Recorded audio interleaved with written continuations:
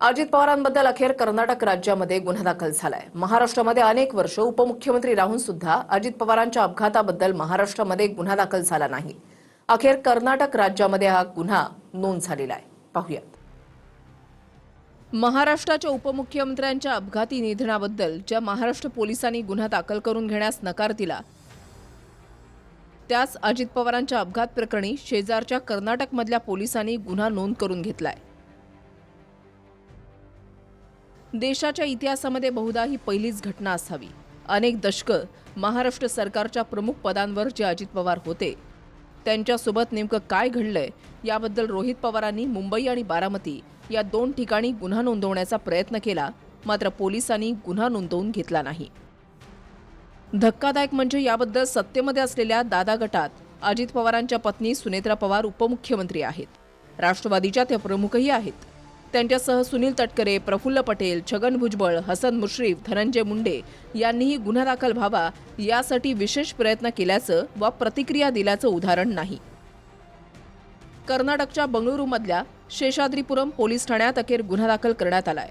या दुर्घटनेमागे मोठा गुन्हेगारी कट असल्याचा गंभीर आरोप तक्रारीमध्ये करण्यात आलाय। या भूमीमध्ये अजितदादांनी 40 वर्ष दिली। सकाळी 7 वाजल्यापासून रात्री 12 पर्यंत लोकांच्या हितासाठी काम केलं। परिवाराकडे दुर्लक्ष केलं। प्रशासनाला विश्वासात घेतलं। मोठ्या प्रमाणात विकासाची कामं या महाराष्ट्रामध्ये केली। 22 वर्ष या राज्याचे जे मंत्री राहिले, अनेक वर्ष उपमुख्यमंत्री राहिले। या महाराष्ट्रामध्ये त्यांच्या बाबतीतला FIR घेतला नाही, पण कर्नाटकामध्ये अध्यक्ष महोदय अजितदादांचा FIR आता स्वीकारण्यात आलेला आहे। अध्यक्ष महोदय, हा 0 FIR च्या अंतर्गत हा स्वीकारलेला FIR मी तुमच्या समोर आणतो। काल संध्याकाळी झालेला हा FIR हा आज सकाळी या राज्याचे, महाराष्ट्र राज्याचे DG कडे, त्या राज्य सरकारकडनं, त्या तिथं असणाऱ्या DG कडनं कर्नाटकाच्या हा इथं ऑनलाईन ट्रान्सफर करण्यात आलेला आहे। आता DGनी ठरवायचं, होम मिनिस्टरनी ठरवायचं या FIR चं करायचं काय। अध्यक्ष महोदय, हा असाच तुम्ही अडखळीत ठेवायचा का तो स्वीकारायचा? आमच्या नेत्यावर अन्याय होतो, आमच्या महाराष्ट्रामध्ये तिथं न्याय दिला जात नाही। पोलीस प्रशासनावर आम्ही रागवलोय नाही तर आम्ही चिडलोय असं नाही। सगळेच पोलीस प्रशासन काय खराब असतं असं नाही, पण आपल्याच मित्राला आपण न्याय देऊ शकलो नाही, कुठेतरी आपण कमी पडलो, अशी जेव्हा चर्चा तिथं लोकांमध्ये सुरू होईल तर तुमच्या राजकीय कर्तृत्वाला छेद लागणार नाही का, असा प्रश्न साहजिकच आमच्या सारख्याला त्या ठिकाणी अध्यक्ष महोदय पडेल। एवढी मोठी पावर द्यावा आणि कोरडी भाषण नको आपल्याला। आता कोरडी भाषण नको, राजकीय भाषण अजिबात नको।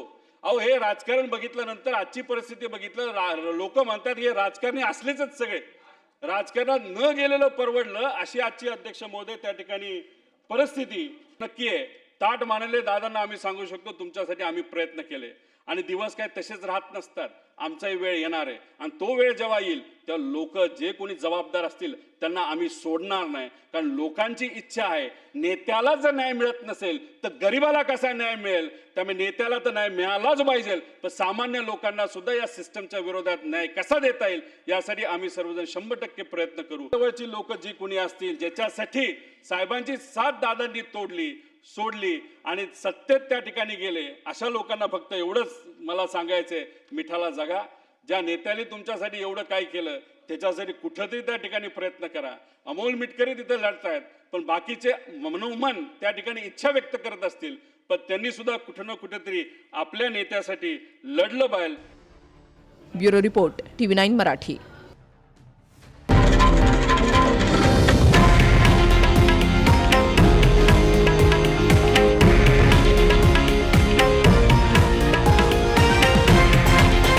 हे आहे देशातील नंबर 1 न्यूज नेटवर्क आणि आपण पाहत आहात TV9 मराठी, एकमेव।